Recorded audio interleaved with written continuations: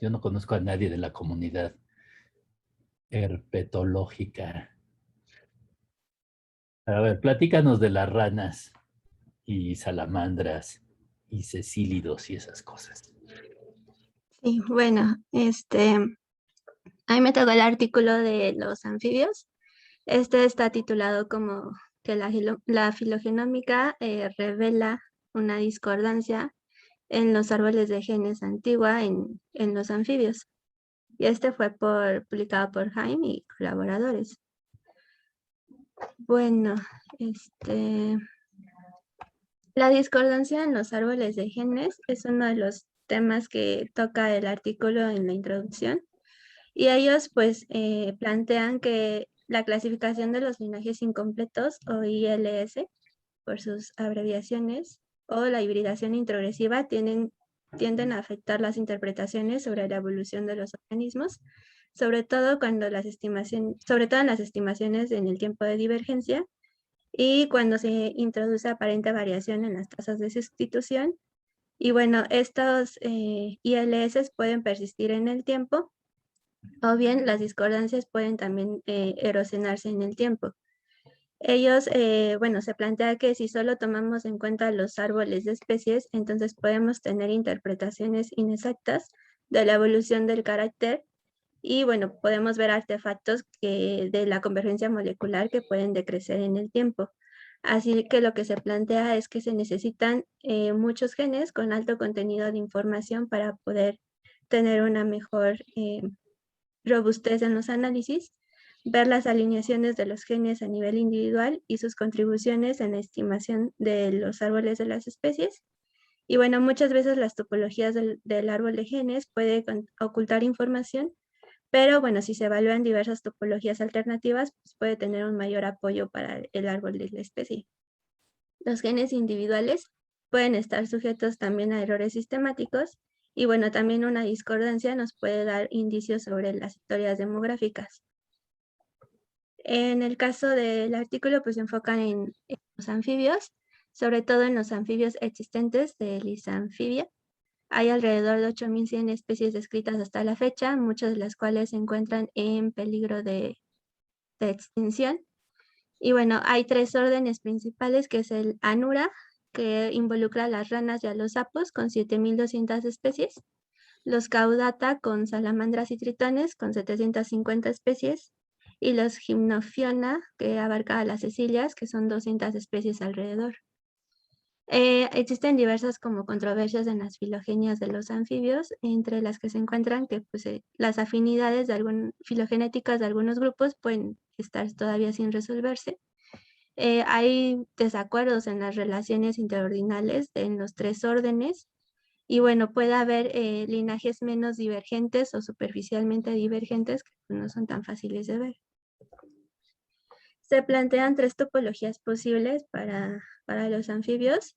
La hipótesis de Batrachia, donde va a haber una relación cercana entre las ranas y las salamandras.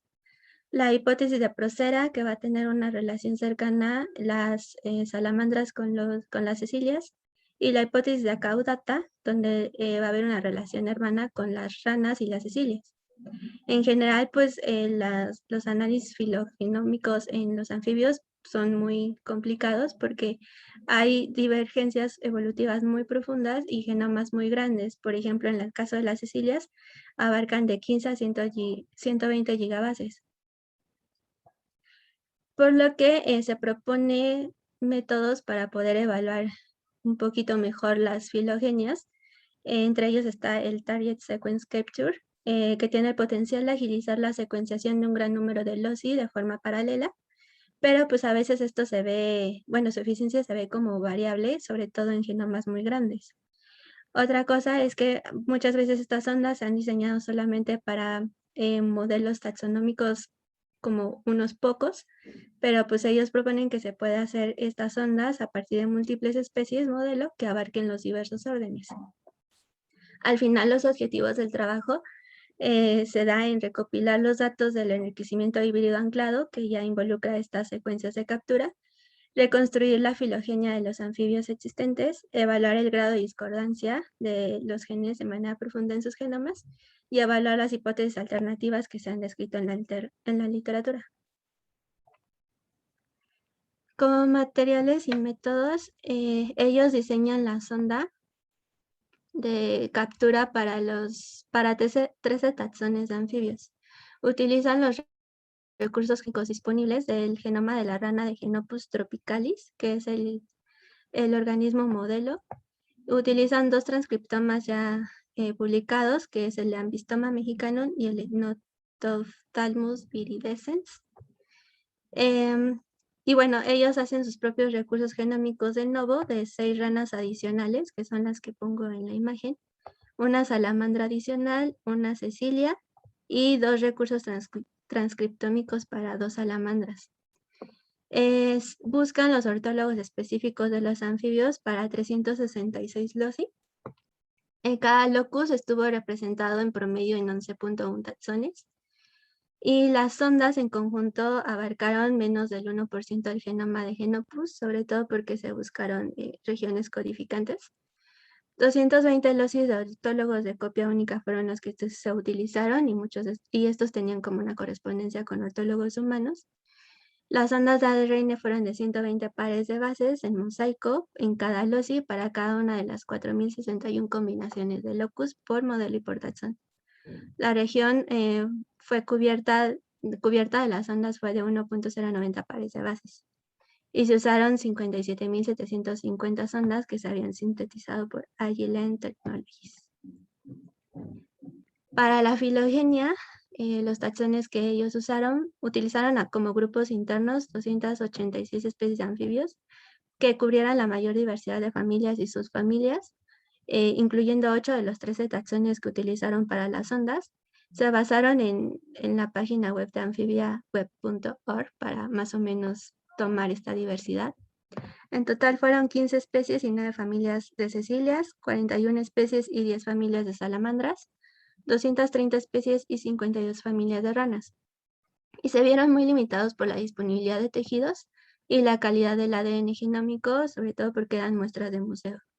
Y bueno, también tomaron en cuenta las filogenias que habían sido publicadas.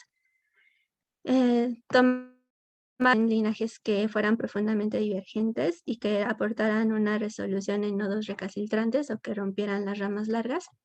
Y bueno, secuenciaron un transcriptoma multitejido para Siren intermedia porque el genoma era demasiado grande y les confería problemas informáticos. Y de Rhinatrema vivitatum también usaron un transcriptoma, pero este ya había sido publicada. Como grupos externos incluyeron 4 grupos de amniotas que incluían nolis, a una tortuga, a un gallo y al ser humano, y al celecanto. Y bueno, usaron BLAST para hacer la búsqueda de ortólogos. Para preparar las bibliotecas y la secuenciación, pues ellos usaron una fragmentación con un sonicador Covaris de 300 a 500 pares de bases. Y bueno, ellos secuenciaron en forma de PRN en la plataforma de Illumina. Para el ensamblaje y la alineación, usaron una estrategia quasi-novo. Establecieron los ortólogos con el algoritmo de label joining. En total tuvieron 220 loci nucleares, de los cuales 195 estaban presentes en los 3 órdenes de anfibios. Tomaron también datos de los organismos que eran diploides y los en algunos casos eran muchos datos. Entonces, por ejemplo, en los datos por fase solo tomaron un haplotipo al azar para cada individuo en cada locus. Las alineaciones fueron de múltiples secuencias y fue un procedimiento anidado que hicieron coma. La primera alineación que obtuvieron, pues ellos notaron que había como mal alineamientos un poco raros. Entonces hicieron la limpieza con un 50% de datos perdidos y sitios ambiguos o ramas 5 veces más largas. Y con estos pues ya pudieron como tener mejores alineaciones. También hicieron correcciones de alineación de manera visual y con Genius R8. También hicieron una verificación de las muestras de si estas estaban correctamente etiquetadas. Esto lo hicieron con genomas mitocondriales que utilizaron como código de barras. Algunos de estos genomas los reensamblaron de nuevo con Trinity RNA-seq y hicieron la búsqueda de ADN mitocondrial contra los mitogenomas conocidos con BLAST. En total identificaron 6 casos de transposición que corrigieron y ya después volvieron a hacer esto para poder tener el correcto etiquetado. En el caso de la estimación del árbol de genes, usaron 220 locis con 5.8% de sitios faltantes en promedio. Utilizaban el criterio de información de Akaike y usaron Partition Finder 2. Hicieron estimaciones de máxima verosimilitud en RATS-ML, usaron 500 bootstraps y después 20 pasos lentos de optimización de máxima verosimilitud y 17 búsquedas de árboles de máxima verosimilitud independientes. También aplicaron restricciones o limitaciones topológicas. En uno, pues no tomaron restricciones, en otro tomaron como restricción que fueran monofiléticos, y en otro tomaron 15 restricciones que hacían referencia a la columna vertebral, que tenía una relación entre ranas, salamandras, cecilias, amniotas y latimeria. Para la estimación del árbol de especies, concatenaron 220 locis con 291,000 nucleótidos para 291 taxones. En total fueron 199,000 sitios variables y 176,000 sitios informativos de parsimonia. Después hicieron exploración de los esquemas de partición óptimos. Los mejores pues ya los concatenaron con RATS-ML. También hicieron 500 réplicas, después 20 pasos lentos y hicieron una optimización de la longitud de la rama y aplicaron una restricción con latimeria como grupo externo. También pues evaluaron las historias coalescentes con Astral 2. Y bueno, para la estimación del tiempo de divergencia utilizaron MCMC-Tree con 19 calibraciones fósiles. Para la tasa de sustitución utilizaron el modelo de sustitución de nucleótidos GTR y la edad de la divergencia entre latimeria y tetrápodos se estableció en 450 millones de años.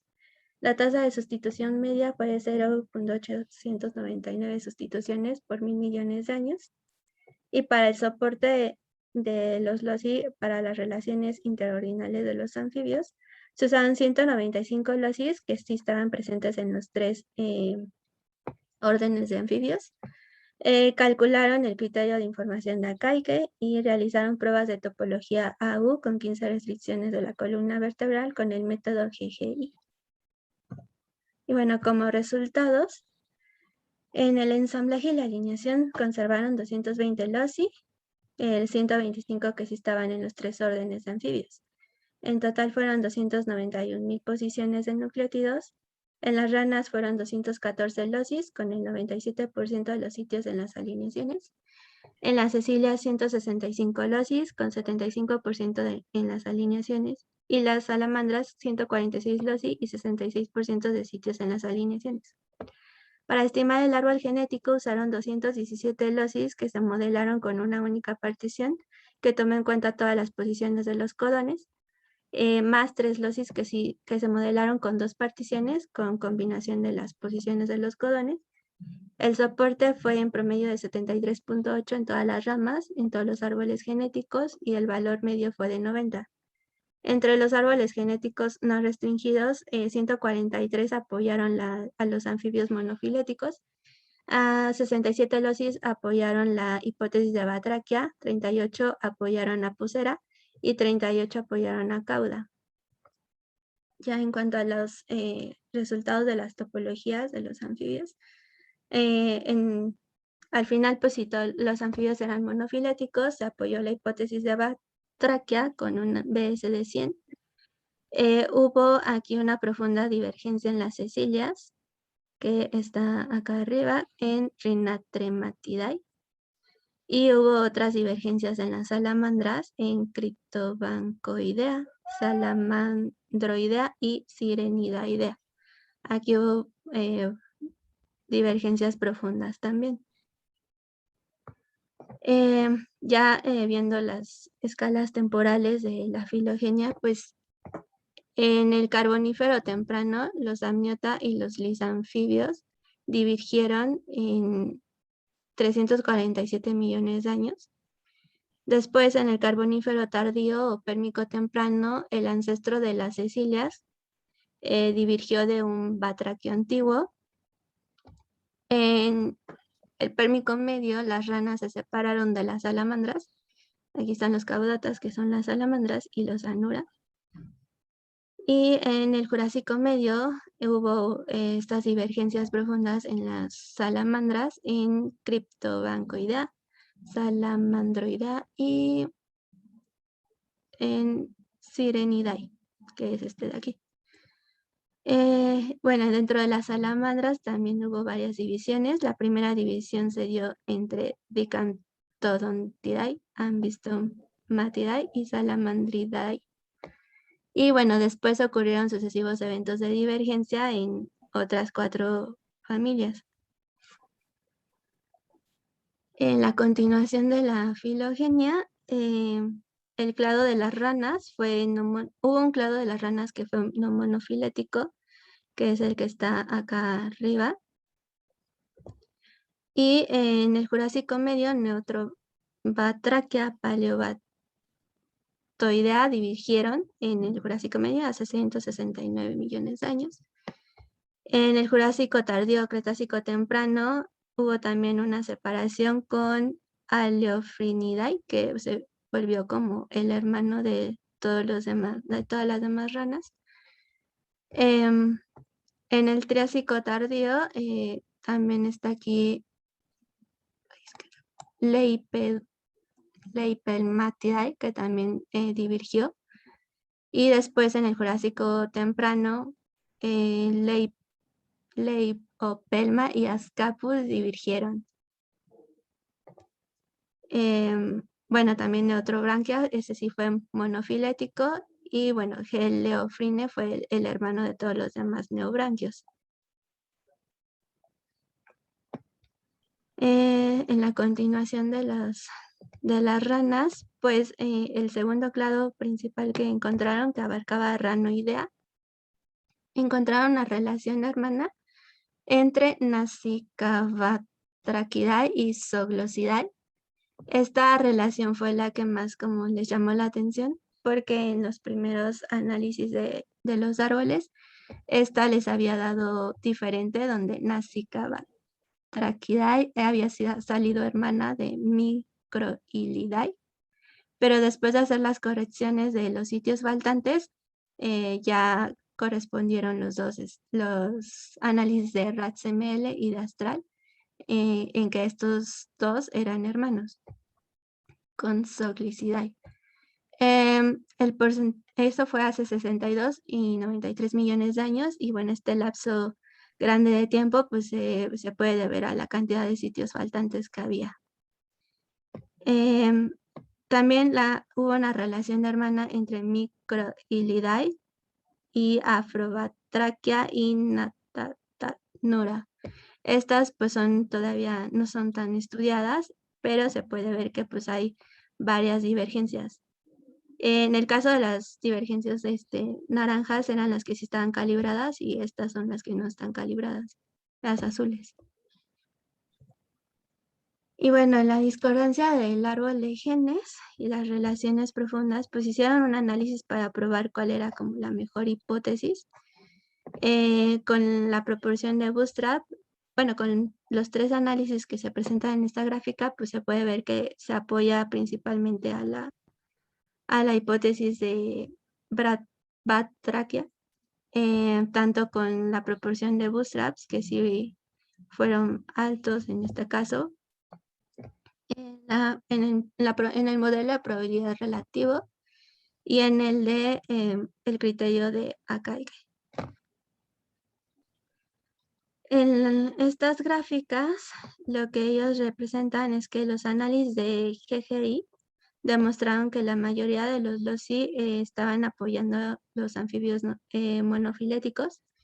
En el caso de estas gráficas, pues se puede ver que Batrachia era la que tenía pues mejor soporte, o era más apoyada, y era la que estaba por arriba del threshold de 0.95. También aquí incluyeron el clado que salió no monofilético en los anfibios, Pero bueno, tanto Procera, Cauda como los no monofiléticos cayeron muy rápido. Y bueno, solamente aquí fueron pocos los genes que pues, apoyaron también estas hipótesis. En el caso de la otra gráfica, pues igual probaron 15 modelos y este también tenía que ver con los loci que apoyaban cada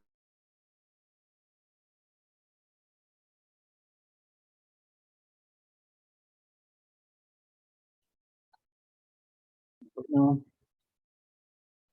¿Se fue? me parece que se fue también que iba. Vamos a ver si regresa. Si no, no sé qué vamos a hacer. ¿Cuánto le faltaba del artículo? Pues ya lleva más de la mitad, pero... No, ya es la última figura. Figura 6. Sí, es la última figura.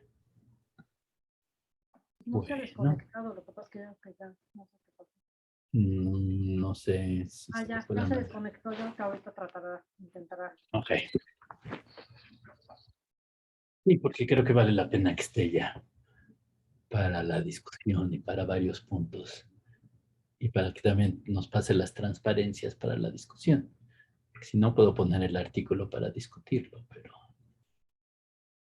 está como raro.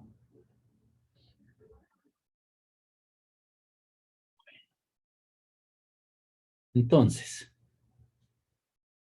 sí, grupos como los anfibios, yo me imagino que son de los más complicados. Porque se dan cuenta que los tiempos de origen son remotísimos, ¿no? 300, 400 millones de años. Si nos sorprendemos en el grupo que conozco mejor, las angiospermas, ¿no? Que nos salen como 100, 120, 150 millones de años de origen de las angiospermas. Dimos, no, eso está remotísimo. Estos tiempos son como del doble o del triple.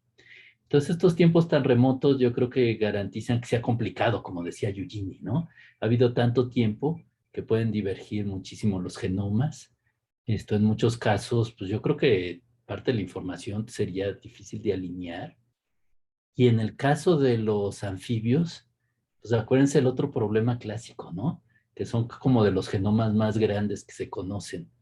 Estos son absolutamente gigantescos, ¿no? Si decimos que los de los agaves son grandísimos, que son 4 ¿qué? Gigabits, bueno, base pairs. Aquí, ¿cuántos eran? 120 base pairs De para 15. el sirenio. Bueno, hay de 15, pero ahí está creo que 120 o cosas absolutamente ridículas, ¿no? Entonces, bueno, en esos genomas, pues hay mucha oportunidad para mucho caos, ¿no? De que estén duplicados, y multiplicados las copias de los genes, etcétera. Entonces, buscar la homología yo creo que tiene su gracia, ¿no? Entonces, bueno, pues yo creo que todo eso hace complicado el problema. Y bueno, pues al principio del artículo también mencionan el problema de que puedes hacer una filogenia con un método y a lo mejor con otro método te sale distinto, ¿no? Entonces, pues ese es un problema clásico. ¿Por qué salió distintas las filogenias? Al principio, pues pudiera ser simple y sencillamente porque hicieron mal la filogenia o porque habían usado otro algoritmo o usaron, ya saben, parsimonia y no se habían, de veras encontrado los árboles más parsimoniosos. Y el problema del muestreo que mencionaba Eugenie, ¿no? Distintas especies, distintas muestras, pueden salir cosas muy diferentes. Y si tienes linajes muy, muy distintos, puede haber el famoso problema de la atracción de las ramas largas, ¿se acuerdan? Que ramas muy divergentes luego salen juntas, aunque sean completamente distintas en su divergencia. Siempre les platico el ejemplo de las primeras secuencias que teníamos de la rubisco para plantas, donde el maíz y los pinos salían como especies hermanas, ¿no? Salían como especies hermanas porque eran completamente divergentes por distintas razones al resto de las angiospermas. El maíz porque tiene tasas de sustitución muy largas y casi no había monocotiledonias, eran casi puras dicotiledonias, y pues los pinos pues, son muy distintos de las angiospermas, ¿no? Conectó Ana. ¿Qué pasó? Ella se conectó otra vez, Ana Laura. Ok, entonces que termine y luego seguimos retomando estos temas para Hola, la perdón. discusión. Está parpadeando raro mi internet. Bueno, esperemos que logres terminar la Eh, presentación y luego pasaremos a la discusión. Ya si te vas, pues coordinamos la discusión aunque no estés, ¿no? ¿Sí alcanzaron a ver esta? Estábamos viendo la de muchas, esa, Ajá, y en algún momento te fuiste, aunque creo que llevas avanzada, pero si quieres volverle a explicar para va. recordarnos. Ok. Entonces, aquí lo que ellos evaluaron son los resultados de los análisis de GGI. Entonces, ellos probaron cada una de las hipótesis, donde la hipótesis de batraquia era la que apoyaba, bueno, la que fue más apoyada, sobre todo porque pues sí rebasó el threshold de 0.95, pero pues aún así fueron muy pocos los genes que lo apoyaron. Y todos los demás pues cayeron muy rápido y pues las otras dos hipótesis estaban muy por debajo de este límite. Y bueno, todos los demás en la otra gráfica pues fueron los 15 modelos que apoyaban cada una de las hipótesis. Este ya hacía referencia a los LOSI. Y igual fueron resultados muy variados, que es lo que ellos al final discuten, que aunque sí se apoyó la hipótesis de batraquia, pues también había losis que apoyaban a cauda, procera, entonces era muy, muy variado esto. Y bueno, ya como discusión era que pues sí se tenía una filogenia muy, muy robusta a comparación de otras, aunque no dio como resultados que digas muy diferentes a lo que ya se sabía. En total fueron 286 especies que cubrían 95 familias y 220 loci. Y bueno, ellos recalcan la importancia de pues, buscar bien la señal filogenética utilizando datos genómicos y no solamente ver la parte de la concatenación de genes, sino también de los análisis de árboles de especies, sino también ver toda esta onda de la discordancia en los árboles de genes. En la evaluación de los modelos de los anfibios y del ILS profundo, lo que ellos ven es que sí hubo una discordancia entre los árboles de genes y los árboles de especies. Y bueno, esto se pudo ver con los múltiples análisis que hicieron. Cuando hicieron las pruebas de GGI y AU y el análisis de probabilidades relativas, pues tuvieron resultados bastante contrastantes. Y bueno, no hay una correlación per se entre los modelos interordinales con un mayor soporte o con un número de taxones adecuado en los órdenes o con algún porcentaje de losis que falten o con el contenido de GC o alguna variabilidad en los losis. Pero pues ellos al final señalan que probablemente en sus datos hubo alguna señal de demografía de ILS que fue bastante profunda y que a lo mejor esta fue la causa. Y bueno, si se muestran pocos loci, pues tal vez podamos tener evidencias erróneas de los nodos o falsas evidencias de algún modelo alternativo interordinal. También discuten un poco sobre los datos faltantes y ver un poco esta onda de si hay datos faltantes que tanto afectan tus topologías o tus alineaciones. Entonces, para ellos fue algo relevante, por ejemplo, en las relaciones hermanas que tenían algunos anfibios. Y bueno, que al final pues sí se pensaba que los datos genómicos podían pues pasar de alguna forma por alto los datos faltantes, o sea que no iban a afectar tanto, pero pues al final no es una gran panacea y podemos tener problemas difíciles. Y bueno, en las perspectivas a los estudios en los anfibios, pues ellos inventan una relación importante entre y dentro de los linajes a nivel de familia. Y pues en el Cretácico y Paleógeno tardío se ha sugerido una época crítica para la evolución de los anfibios, que se ve reflejada en el origen y la diversificación temprana de varios clados que fueron súper diversos, que son todos los azulitos que estaban en la imagen de la filogenia.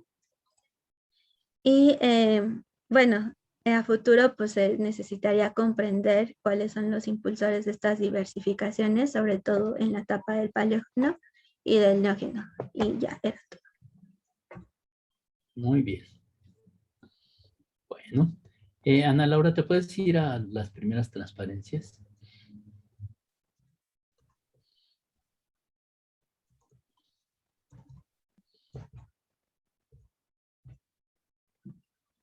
Bueno. Ok, entonces, como les mencionaba, yo no soy obviamente herpetólogo, pero me imagino que el grupo de los anfibios es complicado por las razones que estábamos comenzando a discutir, ¿no? Que es un grupo muy antiguo, que incluye 3 linajes muy divergentes entre ellos, al fin de cuentas, que han divergido por, no sé, 300 millones de años, que es un montón de tiempo, y que además, pues tenemos algunos de los genomas más grandes que hay en los animales, ¿no? Entonces, distintos análisis pueden ser muy complicados, pero pues lo que queremos resolver con estos métodos es tener mejor resolución en la filogenia, ¿no? Porque pues nos pueden salir distintas filogenias y como les mencionaba, se pueden deber desde a razones puramente técnicas, que el gen que utilizaste no tenía suficiente variación, o al revés, que el gen que utilizaste tenía tanta variación que ya se saturaron los sitios, o que tenía convergencia, etcétera, ¿no? Entonces, desde el principio, una de las ideas ha sido, pues, tratar de tener más y más y más secuencia para tratar de encontrar la variación que sea útil, ¿no? Pero luego lo que sucede y lo que hemos comenzado a sospechar es que distintas filogenias pueden estar bien hechas, que era el otro problema que les mencionaba, que a lo mejor estaban mal hechas, pero podían estar todas bien hechas, pero que hubiera distintas razones, ¿no? Que los distintos estudios habían utilizado distinto muestreo, y esto se sabe que puede ser muy grave. De hecho, muchas cosas, lo que se trata de en los análisis de incluir más especies, pero no al azar, sino tratando de recortar las ramas que sean muy, muy largas, ¿no? Tratando de tener, pues, todos los linajes o los principales linajes que se reconocen, pero aún así nos pueden salir distintas filogenias y aquí están los dos problemas clásicos, ¿no? Que haya incomplete linear sorting, ¿sí? Que distintos genes cuenten historias evolutivas distintas nada más por esto de los procesos de la coalescencia, o puede haber que también haya eventos de flujo génico entre linajes, hibridización, y que nos compliquen la vida, ¿no? Entonces, a ver, la siguiente. ¿Estás por ahí, Ana Laura? A ver. Bueno, entonces, mira, este es uno de los problemas. En realidad hay más de 8,000 especies y analizaron como 200 especies, ¿no? Entonces, al fin de cuentas, les faltan muchísimas cosas que analizar con este método. Por ejemplo, en angiospermas, parte del esfuerzo, por ejemplo, de Susana Magallón, ha sido tener representantes para los genes, cuando menos del cloroplasto, ITS, etcétera, para todas las familias de angiospermas y en principio para todos los géneros, ¿no? Cuando menos de los que existen actualmente, y el esfuerzo que hace Susana es tratar de meter además la mayor parte de los fósiles o todos los fósiles que se puedan incluir, ¿no? Entonces aquí metieron fósiles, pero los fósiles fueron nada más para la calibración de los tiempos, entiendo.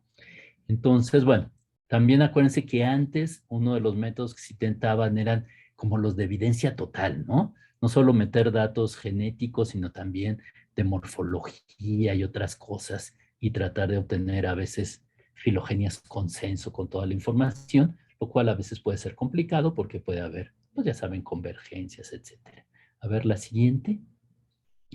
Entonces, bueno, no me voy a meter a las hipótesis porque pues, ni las entiendo bien, sino quiero que veamos, a ver la siguiente.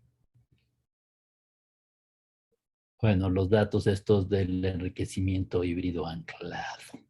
A ver la siguiente. Entonces, esto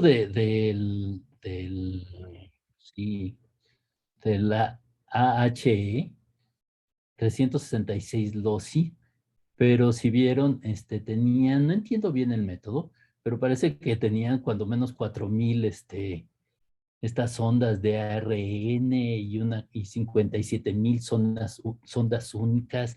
O sea, se dan cuenta que yo ni siquiera me imagino cómo podría ser para sintetizar 57,000 primers, ¿no? Entonces yo creo que pues eso es, igual Brett nos puede aclarar su comentario, es lo que hicieron los personajes estos, los Lemon, etcétera, ¿no? que sí son famosos, y yo creo que son famosos porque desarrollaron esta metodología y consiguieron esta cantidad brutal de sondas únicas que les permiten pues amplificar este juego de genes conservados, ¿no? Que está bien, pero a mí me parece que es un trabajo brutal, ¿no? Digo, a lo mejor entendí mal el método, pero me parece que pues a veces tienes que matar las pulgas a cañonazos, pero yo sugeriría, pues, si son 200 especies, ¿por qué no extraer el RNA y hacer el transcriptoma? Y al final de cuentas, pues, yo creo que podrías obtener, no sé, 10,000 genes, ¿no? A ver, les dejo esta primer pieza para discusión. No sé, ¿qué se les ocurra? Por ejemplo, Jaime, ¿se te ocurriría algo? Porque yo lo que haría pues, sería la mejor tratar de utilizar una técnica como de GBS, pero considerando los genomas tan grandísimos, pues igual no encuentras nada. Pero con el transcriptoma debe haber un set estándar de genes y pues 220 loci suenan muchos para los análisis clásicos de filogenia, pero pues suenan como nada para los análisis posibles filogenómicos, ¿no? En fin, no Sí, sé pues si... no sé, yo también lo pensé porque realmente el transcriptoma lo utilizaron como recurso emergente, ¿no? De caso de las que Sí, pero pues no eso era nada tenían. más para completar, pero Entonces, estaban clavados con su método yo pensaría que tiene alguna ventaja al ser sondas dirigidas a los marcadores. La verdad no me imagino otra razón, porque ya ahorita a estas alturas, como dices, obtener el transcriptoma, yo creo que el problema principal también sería la parte técnica, ¿no? De Ujú. extracción. Sí, Pero, que muchos ejemplares han de estar en casi formol durante siglos. ajá, Sí, Entonces, a lo entonces no mejor sale, el ¿no? de ahí rendimiento es de ser... difícil. Pues es y no, porque digo, no sé, pero el alumno del doctor Jaramillo logró extraer RNA, ¿te acuerdas, Erika? De tus muestras de avis que tenían 30 años en el congelador. Entonces, luego te sorprende la cantidad de RNA que puedes sacar de algunas muestras. Pero, pues lo voy a dejar nada más O a lo del mejor típico, simplemente como ellos desarrollaron la técnica, pues la quisieron probar en los anfibios. o a lo mejor que esta técnica ha funcionado muy bien en distintos tipos de animales y pues sí funciona, ¿no? Lo que pasa es que, en fin, es como a lo mejor la falacia del Concorde, como gastaron una fortuna diseñando y haciendo las 57,500 ondas, en fin. Pero bueno, pasas a la siguiente mientras se deciden a discutir. Entonces, bueno, pues ahí está el muestreo. El muestreo en general me parece racional. Nada más mi preocupación es que pues hay un montón de otros reptiles. Se secuenciaron distintos transcriptomas, como decía Jaime, para ayudar y tratando de romper las ramas largas. Romper es nada más tratando de encontrar especies que quedaran por ahí cercanas y que ya no fueran tan largas las ramas. Y la siguiente, aunque también los grupos externos quedan remotísimos, ¿no? La latimeria y los seres humanos, pero bueno. Luego parten el DNA, secuencian con Illumina, y luego por ahí venía un dato que me perturbó mucho, que son 220 loci o 195 loci, pero por ahí también mencionan que tenían, no sé si está en alguna figura, Ana Laura, las casi 300,000 pares de bases que mencionan que tenían, ¿no? Aquí está, 199,328 sitios varios. Aquí está arriba, ¿no? 291,282. Entonces, no sé si por ahí mencionan que igual tenían como 1,000 pares de bases para cada loci al final, pero pues de todas formas no me salen las cuentas, ¿no? Cualquier forma, sí tienen muchísimos nucleótidos, pero si toman en cuenta el tamaño de los genomas, pues es nada más una pequeña proporción, ¿no? Y bueno, pues con estas les echan los métodos estos de Maximum Likelihood con el famoso RAX XML, que pues parece que funciona súper bien. Y por ahí mencionan el que te quería decir, Eugenie, que te dije que se llamaba Star algo, pero era Astral. Astra. Ujú. Pues sí, pero la etimología es la misma. Este Astral está muy popular. Parece que reconstruye con elementos de coalescencia las Ujú. genealogías y lo utilizan muchísimo para todo tipo de análisis filogenómico, pero también cosas más cercanas a la genética de poblaciones, ¿no? Entonces este era el método que trataba de acordarme su nombre. Sí, de hecho sí es bastante, o sea, después de que lo vimos acá, sí vi que es bastante eficiente, de hecho dice que puede correr en minutos, Sí, y sí, es sí. pues no, aquí no, lo único que no utiliza como una raíz, sino que es más bien, o sea, es un método coalescente, metes los taxa y te busca pues hacia atrás, ¿no? De las relaciones, pero pues es bastante útil, sobre todo cuando hay, precisamente como a nivel genómico, hay discordancia entre los genes, o sea, cuentan distintas historias, pues toda esa incertidumbre se mete ahí y juega, entonces yo creo que sí es un buen método para Y se está estos. utilizando mucho para análisis cercanos a la genómica de poblaciones.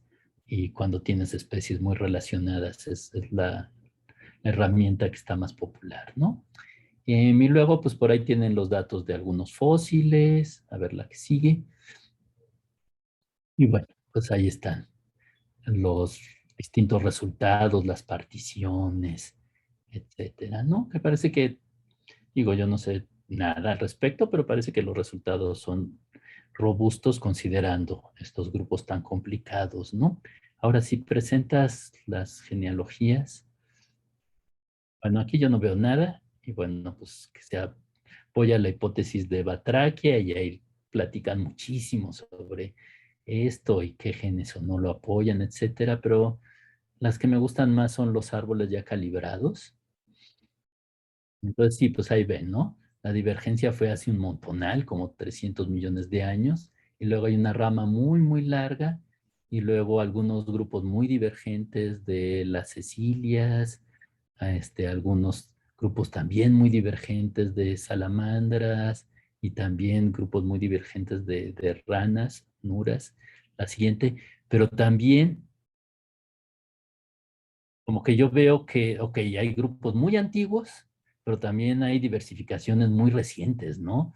Que aquí se ve de menos de 23 años, bueno, 23 millones de años la que sigue, y pues de ahí, ¿no? Como en los últimos 10 millones de años, etcétera.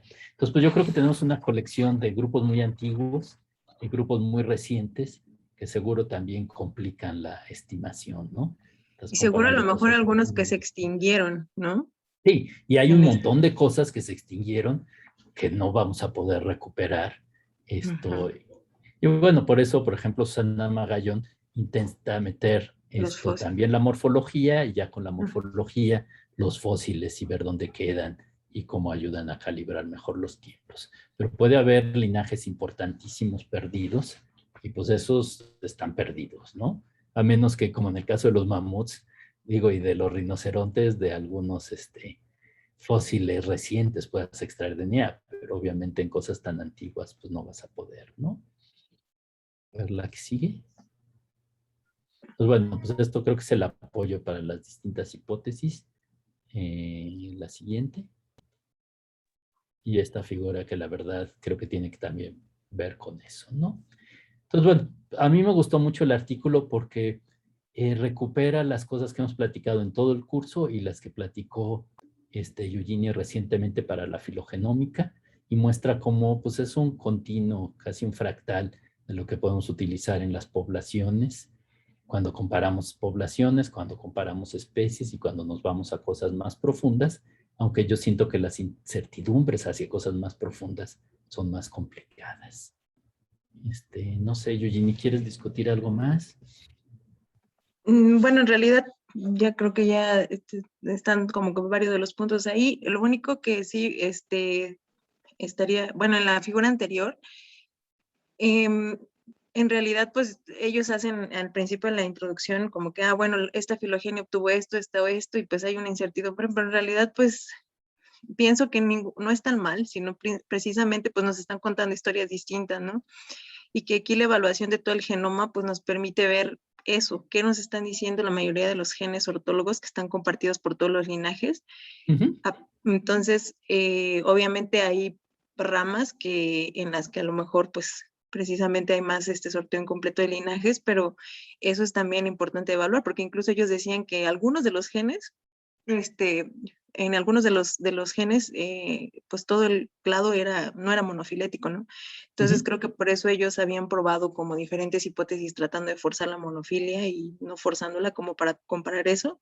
Al final, pues es un grupo monofilético, pero yo creo que es importante ver eso y pues la cantidad de datos que nos da pues utilizar o evaluar todo el genoma, pues es algo que es, pues yo creo que de lo más valioso, sobre todo en grupos como estos.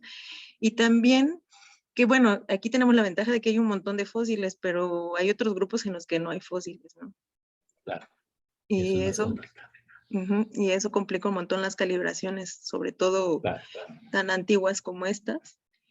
Y pues en esos casos pues se utilizan tasas de divergencia o lo que les decía de calibraciones secundarias, pero luego eso es un poco redundante, ¿no? Porque provienen de otros datos. Sí, aunque en algunos grupos, como los insectos, ni siquiera se preguntan, mis amigos luego que son entomólogos, Eso. ¿no? Usan los tiempos que vienen en la literatura. Pero siendo abogado del diablo, tal vez sería interesante comparar esta topología con la que saliera nada más con la mitocondria. Yo creo que la topología con mitocondria, a menos que hubiera algo raro de captura de mitocondrias por linajes muy divergentes, debería ser casi idéntico, a menos que hubiera algo raro en las tasas de sustitución, pero aunque las tasas fueran heterogéneas, con programas modernos estilo BEAST y buenas calibraciones, yo creo que sería súper interesante hacer esa comparación, pero pues no conozco la literatura ni la voy a hacer, ¿no? Pero seguro hay millones de datos de mitocondria, a lo mejor hasta mitocondrias completas que pudieran trabajarse. Sí, y luego lo importante aquí también es que sí, solo tienen como 3 punto y tantos % de toda la diversidad de especies, entonces no es tan todavía, Sí, el muestreo no es tan completo, pero la esperanza siempre es, pues eso, ¿no? Sí, que mucha secuencia podría suplir, como en el caso de la genómica de poblaciones, los pocos individuos. Pero aquí yo creo que sí son críticos tener más terminales, más especies. Porque son no muy todos los divergentes. géneros, todos, no sé, equivalente a familias. Pero bueno, me gustaría los herpetólogos que también opinaran. Cualquier cosa, nada más para ver si están vivos. Pues creo que no incluyeron tantos terminales porque para diseñar ese set de primers y todo para el Anchored Hybrid Enrichment tienes que tener como una genoma completa para referenciarlos. Ajá. Y no hay tantos genomas completas de... Como para validarlos. Sí, exacto. Uh-huh. Y básicamente sí, bueno. un poco de información sobre los Lemons, pues ellos diseñaron ese set de juegos de Anchored Hybrid Enrichment. Uh-huh. Y básicamente tienen una monopolio de esto. Publicaron como estos son los, no sé, 400, 500 loci que son muy informativos a lo largo de los vertebratos. Bueno, no sé si llegan más allá de los vertebratos, pero dicen que estos son el juego de genes que encontramos y si quieren usarlos, pues tienes que meternos como autores. Básicamente, sí, ya conozco. no es así, así no funciona la ciencia, en mi opinión, pero tiene mala fama. Bueno, o sea, sí funciona, pero no debería, ¿no, Brett? Deberías de ser todo, ponerlo open access y accesible a todo mundo y ser generoso. Sí. Incluso en una conferencia de herpetología, mucha gente llevaban como camisas que dijeron atrás como que no sean como los Lemons y compartan sus datos. Wow. Sí, bueno, luego hay gente así, difícil, pero mi experiencia siempre es mejor ser generoso a mediano y largo plazo. Pero bueno, como les digo, yo creo que puede haber otras estrategias más eficientes para extraer tal vez más información para estos bichos por el lado de transcriptómica, pero no sé, es lo que me imagino así, sin saber más detalles. Pero gracias, Brett, fue muy interesante tu contribución para explicar algunos misterios. Sí, okay. ¿Alguien más? Jaime, Eri, por ahí hay otros herpetólogos. Pues también quería comentar que normalmente ese proceso de incomplete lineage sorting está atribuido a linajes cercanamente relacionados. Y Ajá, sí. aquí están diciendo que podría ser hasta, creo que la diferencia entre los órdenes es como 12 millones de años, así que están diciendo que el incomplete lineage sorting podría durar muchos más Y años que pensábamos, y esto es esto es muy interesante. misterioso, porque debería de ser proporcional a los tamaños efectivos hasta donde dice la teoría, pero pues Ujú. parece que hay algo más complicado que yo no logro entender. Sí, también I was mystified porque haya líneas sorting por tantos millones de años, pero quién sabe, no, no Sí, sé. y no creo que sea hibridación entre salamandras No, y no. Y cecilianos, tal ranas, vez ¿no? Sí, sí, tal sí, vez en pero los como en los linajes antiguos cuando apenas estaban divergiendo, pero ahorita en esas etapas no, no, no no, creo no, que no. haya. Sí, yo también me quedé pensando sobre ese punto, pero la verdad no tengo una respuesta. O sea, teóricamente debería ser imposible, pero no sé si aquí o en otro artículo, en el otro mencionaban unas simulaciones, pero Ujú. no sé. Sí, sí, sí, sí, eso sí me quedé pensando. ¿Hay alguna idea, tú que has pensado mucho de cuál esencias? No, la verdad, no. Estoy ahorita leyendo el paper de Astral, pero Ajá. la verdad es que no termino de entender Sí, yo tampoco entiendo cómo funciona, cómo pero aplica.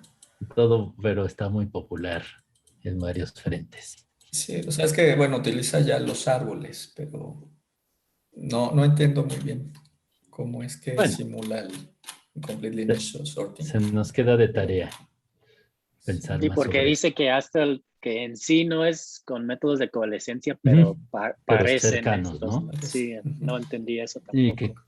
y que convergen con lo de cuál esencia, sí.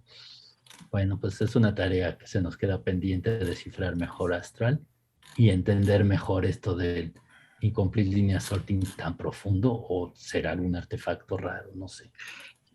Yo, por ejemplo, en las plantas parásitas y hemiparásitas, también Ujú. se ha propuesto un poco eso y creo que tiene que ver con el hecho de que, bueno, por ejemplo, acá que tienen pues vida terrestre, o su ciclo de vida ocupa pues agua y tierra, pues está como, no sé, qué Brett qué opine, pero como estas facultades pues pueden prenderse y apagarse a lo largo de su vida, o sea, de los linajes, y entonces eso puede no hace, o sea, la selección no puede estar direccionada hacia una cosa a lo largo de la vida del linaje. Entonces, pues no sé si Mm, acá o sea, podría. como selección balanceadora que mantuviera alelos durante muchos millones de Ujú, años.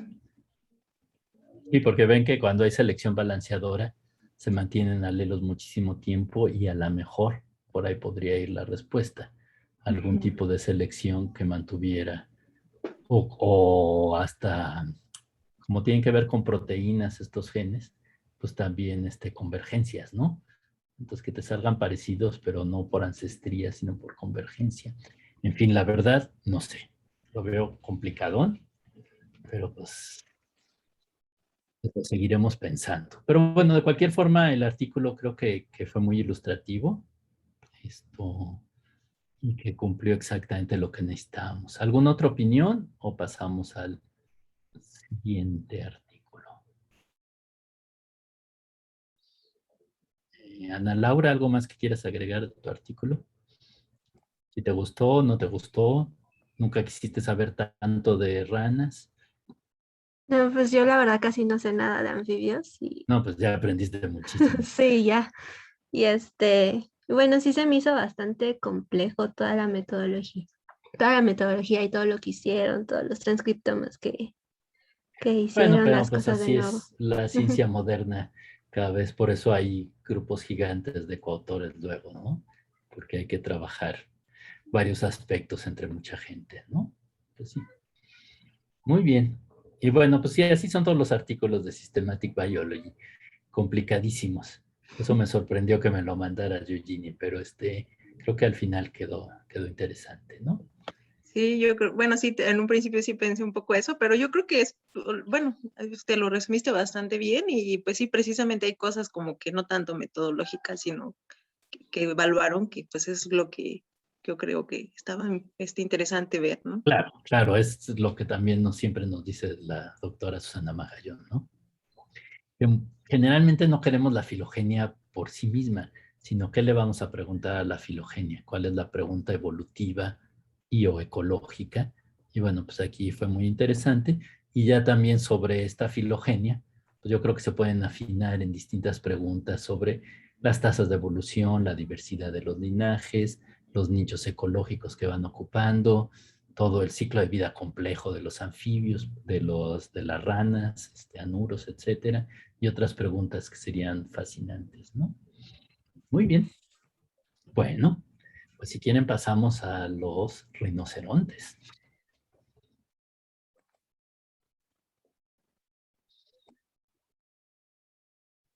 Voy a comenzar a compartir la Ándale, Jorge. pantalla. Sí. Entonces, miren, los rinocerontes pues han sido objeto de fascinación para los biólogos y los naturalistas desde los primeros naturalistas que dejaron constancia, ¿no?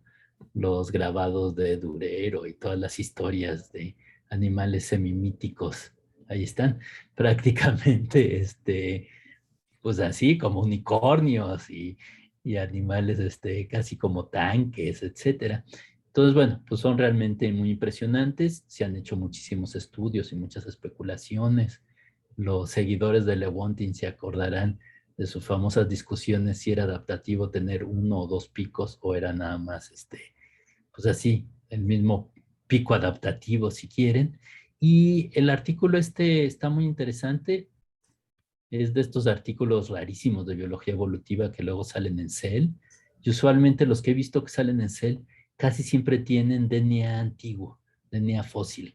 Entonces yo creo que eso es lo que les parece súper sexy a los de Cell, que no solo tengas genomas actuales, sino genomas del pasado. Y bueno, pues platícanos qué aprendimos del estudio filogenómico de todos los rinocerontes actuales y muchos del pasado.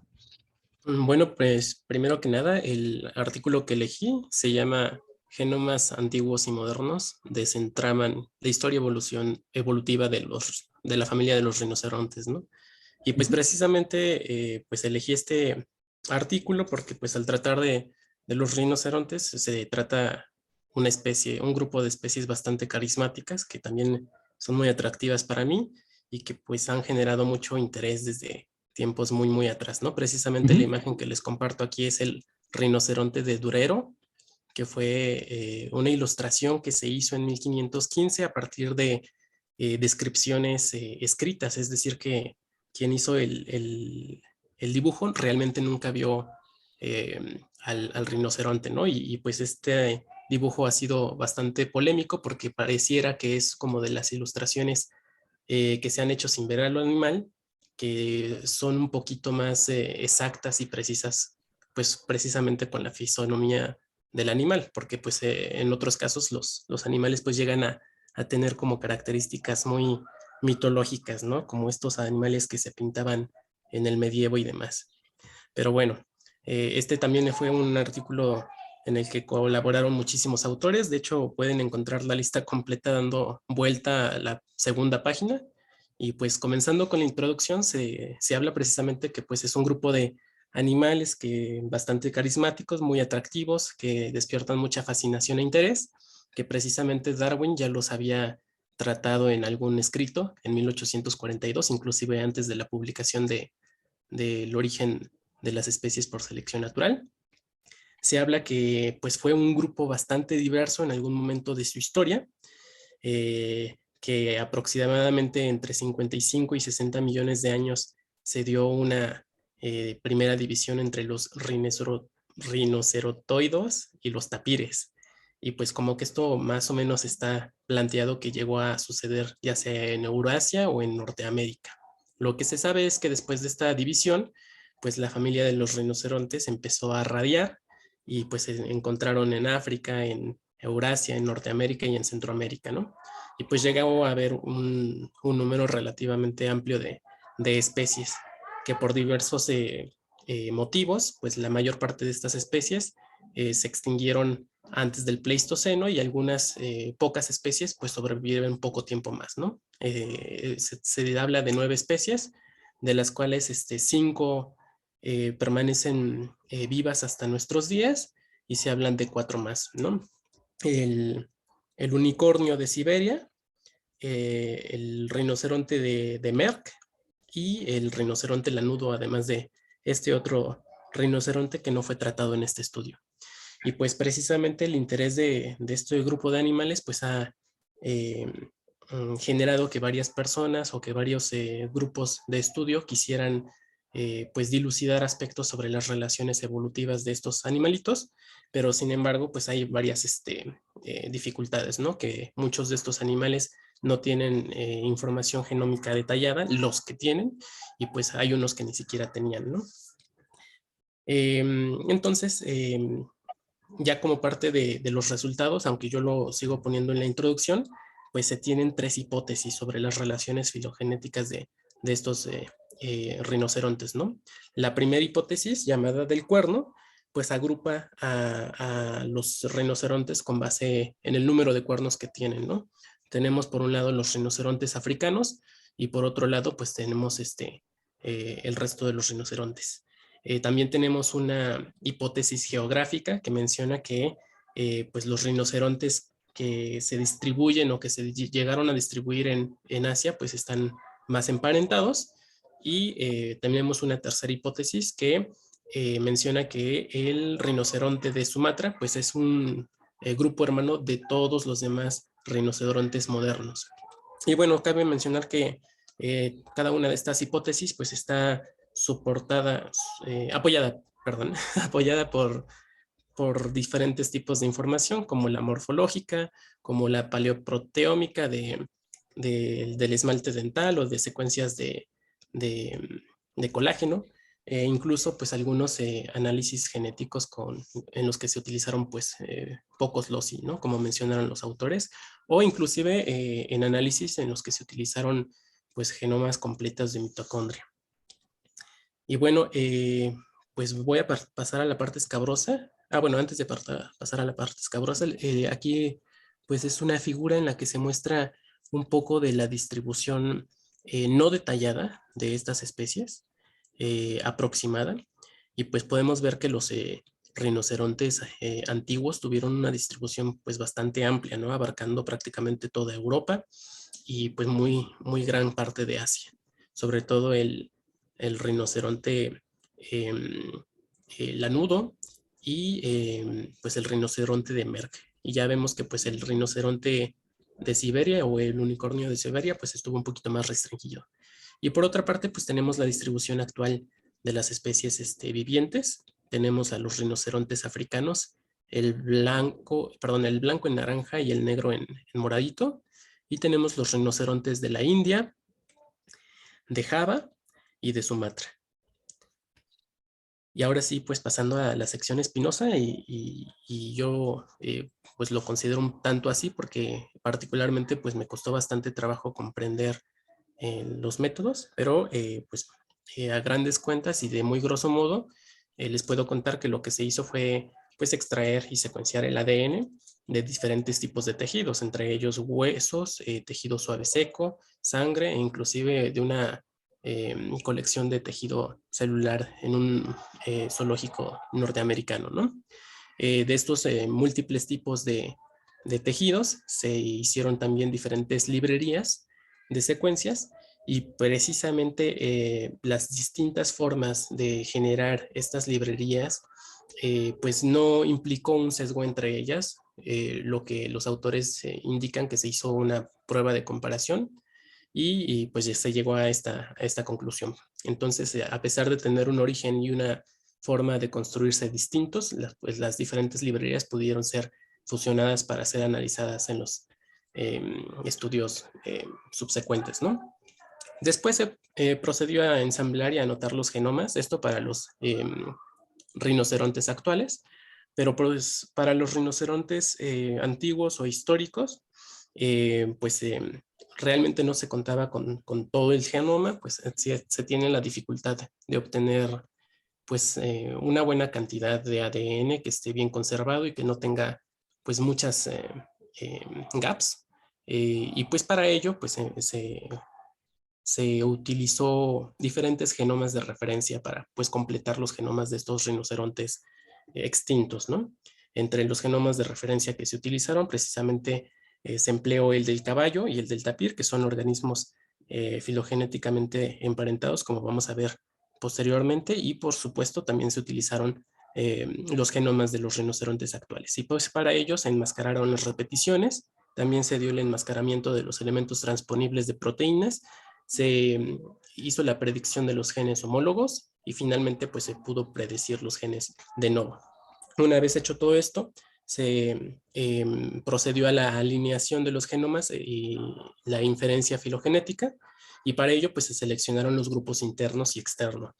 El grupo interno, bueno, el organismo más cercano al grupo interno pues fue el tapir, que tiene una mayor similitud y una mayor, que está más emparentado filogenéticamente, y el externo fue el caballo.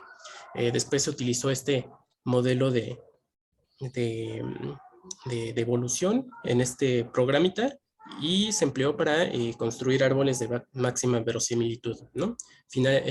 Posteriormente se construyó el árbol de especies mediante la combinación de los árboles regionales, y para ello pues se utilizó un software basado en la coalescencia de multiespecies, precisamente con el programa Astral 3. Y bueno, se procedió a calcular las frecuencias de las distintas tipologías de árboles para cada rama interna del árbol de especies. También se hizo una simulación de la distribución de los árboles de genes, y esto con base pues, en el árbol de especies ya fechado. Y después pues, se procedió a reconstruir las relaciones filogenéticas en cada cromosoma y para cada genoma de novo, utilizando dos grupos externos que son precisamente el caballo y el tapir.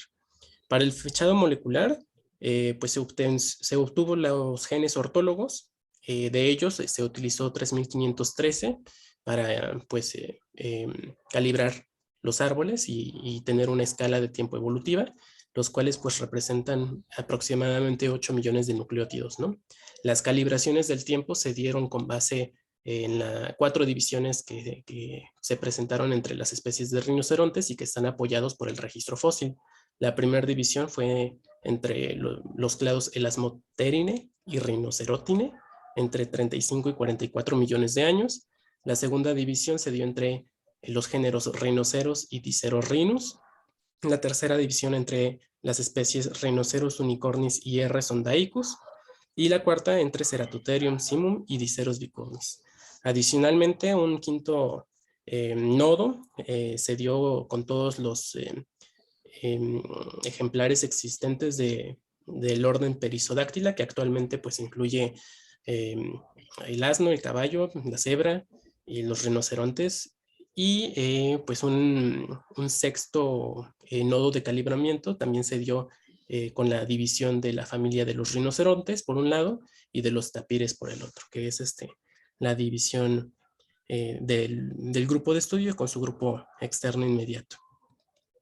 Después se procedió a estimar el flujo genético entre las distintas especies de rinocerontes, y para ello pues se acudió al uso de estadísticos D, utilizando para ello al caballo como grupo externo. Los estadísticos D lo que hacen es evaluar la similitud genética entre pues, dos taxones o entre dos grupos de taxa, y pues evaluar la similitud de los patrones de alelos derivados que se comparten entre estos taxa, ¿no? Después se procedió a estimar la heterocigosidad a nivel de genoma, y esto mediante espectros de sitios de frecuencia, los cuales reconocen 3 niveles alélicos: el ancestral homocigoto, el heterocigoto y el homocigoto derivado. También se hicieron las inferencias demográficas y también se evaluaron las corridas de homocigosidad, y para ello pues se utilizó este tipo de modelos que no sé si traduje bien, el modelo coalescente de comparaciones secuenciales markovianas, y esto pues para detectar cambios históricos en el tamaño poblacional para las 8 especies de rinocerontes evaluadas en este estudio, las 5 especies vivientes más 3 especies extintas. Y pues para ello se tiene que mencionar que se utilizaron tasas de sustitución y tiempos generacionales distintas entre los grupos. También se evaluó la carga mutacional y para ello se creó una base de datos de las funciones de los genes, y esto pues a partir de los genes anotados de novo. Y se compararon las mutaciones misons y pérdida de función entre rinos y mamíferos, para ver pues qué tantas diferencias se encontraron entre estos dos grupos de animales, ¿no? Y bueno, pasando a los resultados que al mismo tiempo son discutidos por los autores, pues tenemos este árbol de especies que ya está fechado y vemos que tenemos el grupo externo, que es el caballo, un grupo externo un poco más cercano, que es el tapir, y a partir de ahí pues tenemos todo el clado de los rinocerontidos, ¿no? Primero tenemos al unicornio de Siberia y después pues tenemos todas las especies que han sido estudiadas en este artículo. Tenemos por un lado los rinocerontes africanos que tienen 2 cuernos, y también tenemos después el clado comprendido por el rinoceronte de Sumatra junto con los extintos rinocerontes de Merck y el rinoceronte lanudo.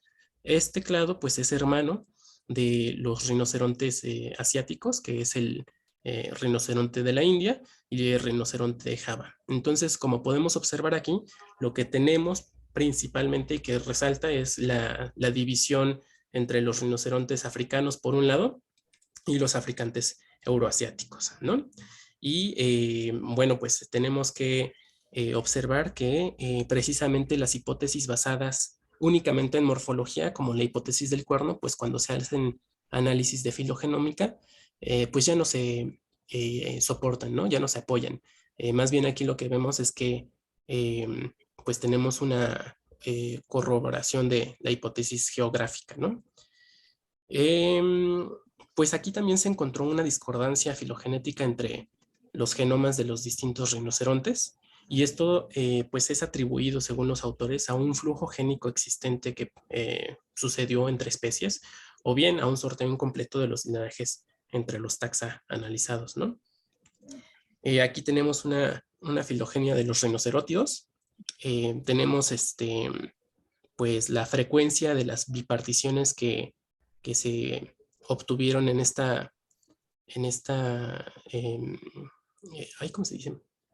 Bueno, en esta estrellita. Y lo que vemos aquí es que, por ejemplo, la frecuencia de la bipartición 2 y 6 y de los grupos 5 y 7 dada por la rama 4, pues tiene una frecuencia bastante alta, ¿no? Es decir, por un lado tenemos a los grupos externos, el caballo y el tapir, también tenemos al unicornio de Siberia, y después tenemos a todos los rinocerontes pues más modernos. Y bueno, también se hizo una simulación del árbol de genes con base en la distribución esperada que se tendría bajo la hipótesis de flujo genético y de... ay, se me olvidó qué era esto. Ah, claro, de sorteo incompleto de linajes, es que aquí lo puse en inglés. Y bueno, también los estadísticos nos indicaron, o bueno, les indicó a los autores que pues aparentemente sí hubo un flujo genético entre los ancestros de los dicerótidos y de los rinocerontes pertenecientes al género rinoceros. Y pues ellos ya empiezan a discutir a partir de aquí que esto se debe precisamente a que los rinocerontes que tienen 2 cuernos, pues su ancestro tuvo un origen euroasiático, ¿no? Como los rinoceros del género rinoceros. Entonces fue muy posible que sí haya habido flujo genético entre estos linajes. También pues el exceso de alelos derivados que se compartieron entre el rinoceronte de Merck y el rinoceronte lanudo con estos rinoceros, pues indican un flujo génico entre esos linajes. Y sin embargo, también es pues interesante que a pesar de que haya una proximidad geográfica entre el rinoceronte de Sumatra con el rinoceronte de Merck y el lanudo, pues no hubo tal exceso de alelos derivados compartidos entre estos linajes, ¿no? Lo que indica que pues el flujo génico no sucedió entre estos 2 grupos, o bien que pues sucedió, pero pues a niveles bastante distintos, ¿no? También se estimó el tiempo de divergencia entre las especies y se llegó a este tiempo, que son aproximadamente 20 millones de años, en el cual se pudo dar una conexión de las placas terrestres, bueno, de las tierras, de las masas de tierra euroasiática y África-Arabia, sí. A partir del cual pues hubo varios eventos de dispersión y de vicarianza, en el cual se piensa que, y se sabe que los rinocerontes pues euroasiáticos migraron al continente africano y pues posteriormente se dieron varios efectos de separación de las poblaciones, ¿no? De vicarianza, como pasó con otros grupos, porque, por ejemplo, pues esto ya también se ha analizado y sugerido para los giráfidos y para otros animales, otros grupos de animales, los vivérridos, que los busqué, que eran como unos, pues no sé, como unos félidos, no sé, o sea, varios grupitos que tienen un comportamiento similar, pues a partir de esta conexión de estas masas de tierra, ¿no? Y que también no es el caso de los rinocerontes, pero hubo grupos de organismos que migraron del continente africano hacia Eurasia, como por ejemplo los simios.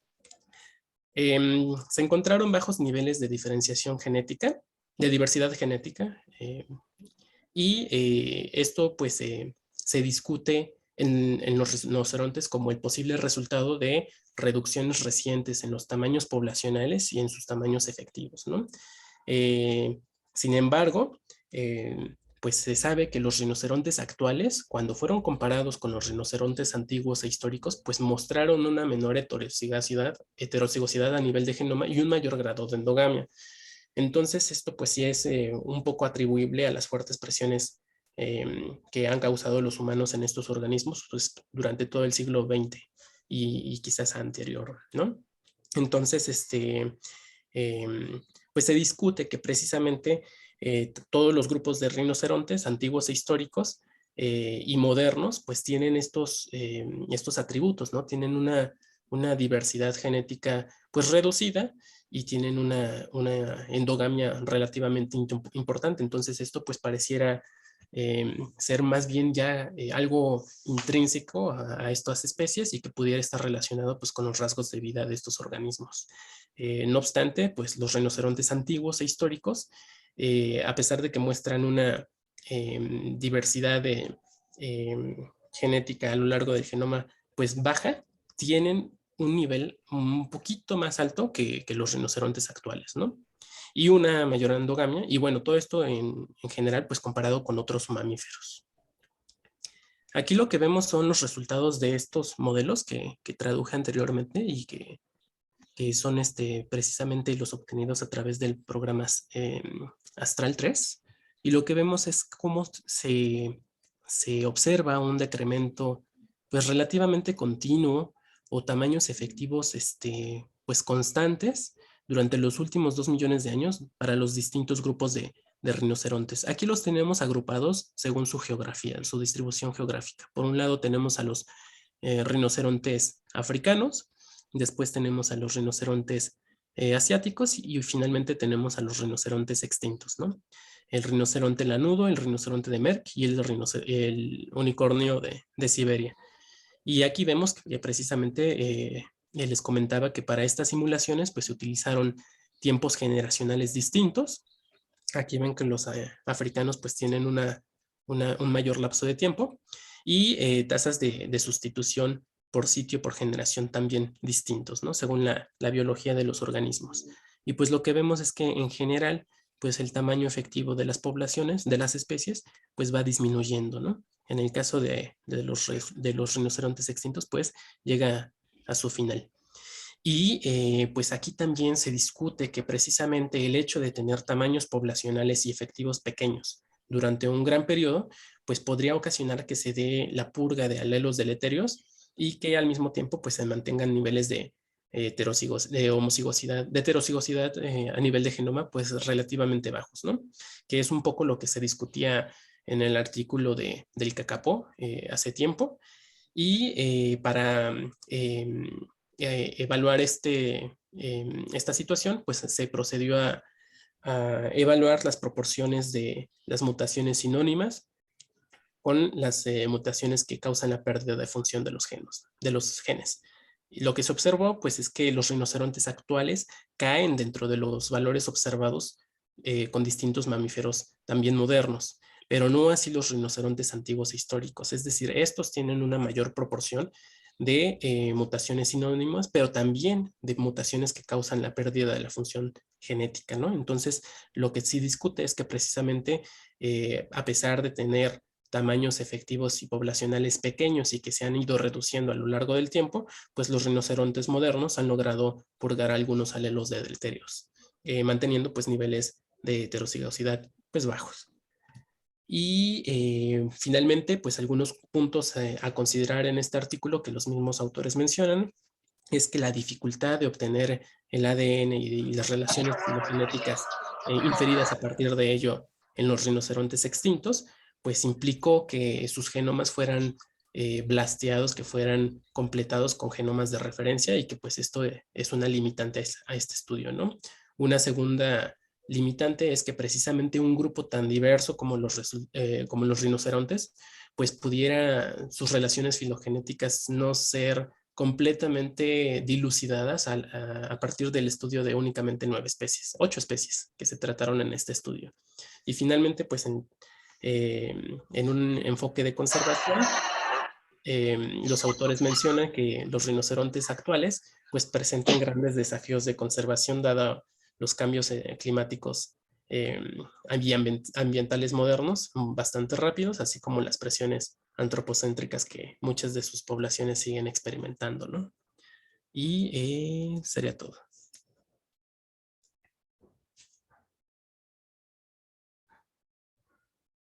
Muy bien.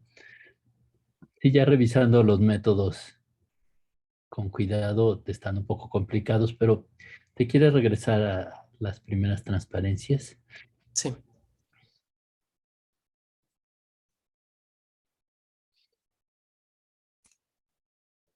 Ok. Bueno, por un lado hay como dos aspectos, ¿no? Bueno, tres. Uno, que los organismos son muy atractivos. Dos, que, bueno, está todo el problema de la conservación tan urgente y tan complicada para estos organismos. Y pues, los metodológicos, ¿no? De que consiguieron muestras para todos los actuales, los genomas, para muchos de los fósiles recientes, y pues los aspectos de la biología, si quieres, ponen el mapa de la distribución, que bueno, los muestreados ocupan todo o casi todo el continente eurasiático africano, sí, que es muy interesante. Por un lado, es súper interesante que son organismos claramente pleistocénicos, que tenían distribuciones muy amplias, que se han restringido recientemente, y lo más interesante es que se perdieron todos los linajes pues, que uno asociaría al Pleistoceno, ¿no? A los lugares más fríos, o más mésicos, etcétera. Y en las Américas, pues supongo que también había rinocerontes equivalentes, persiguiendo a los antiguos americanos al principio de las migraciones. Entonces, bueno, pues, se han extinto muchos linajes. Entonces, bueno, pues esto es interesante. Y pues el resultado obvio más relevante es el que se veía. Te regresas bueno, avanzas hacia los análisis estos como de skyline plots con los genomas, la siguiente. Estos son los análisis que a mí me obsesionan mucho, que son los análisis estos de cómo cambia el tamaño efectivo o si quieren la diversidad, esto que se analizan con pues, la heterocigosis dentro de un genoma y la coalescencia, ¿no? Y vean que hacia el Pleistoceno y hasta hace todavía 500,000 años, casi todas estas poblaciones eran grandes y han comenzado o han estado reduciendo su tamaño poblacional, ¿no? Y unas figuras que te saltaste que a mí sí me parecían muy interesantes son la figura 3, no sé si la tienes por ahí en algún apéndice. ¿Sí O se ve yo, la figura 3? pues yo veo la figura 3, según yo, es la de la heterocigosis y las corridas de homocigosis. ¿Pero no ¿Tú se no ve en la pantalla? ves? Yo no. Voy a volver a compartir, La entonces. que yo veo es la del tamaño 4. efectivo. Sí, la 4. Es la S3, ¿no? Es la figura 3 normal. Esta misma. Bien, ya la vemos, ¿no? Entonces, miren, las figuras están complicadísimas porque es la heterocigosis De hecho, dicen que quitan los valores mayores a 1. Entonces, en general, los vertebrados, porque hoy estábamos viendo la heterocigosis para agaves y para yucas, que es casi del 14%, ¿no, Jaime? 20%. Entonces, este es como un orden de magnitud menor en general para los vertebrados. Varios taxa, mamíferos rumiantes.